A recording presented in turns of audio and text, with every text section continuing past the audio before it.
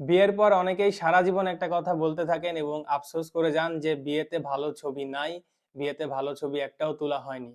এটার একটাই কারণ, আপনারা বিয়েতে যখন ফটোগ্রাফার চয়েস করেন অনেক বড় একটা ভুল করে থাকেন। প্রফেশনাল ফটোগ্রাফার চয়েস না করে বন্ধু-বান্ধবী অথবা ছোট ভাই-বোনকে আপনারা হায়ার করে নিয়ে আসেন।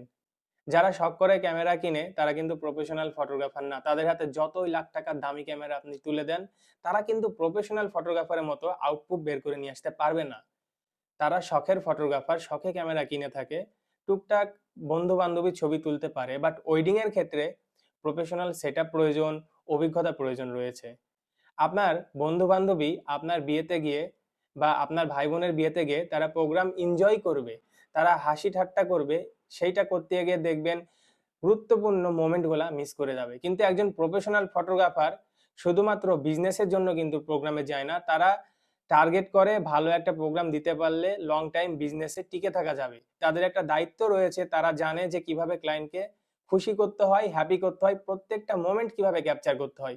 সো অবশ্যই সামান্য টাকার কথা চিন্তা না করে অথবা বন্ধু-বান্ধবী, পরিচিত ছোট ভাইকে না নিয়ে অবশ্যই যেকোনো জায়গা থেকে প্রফেশনাল ফটোগ্রাফার বুকিং করবেন।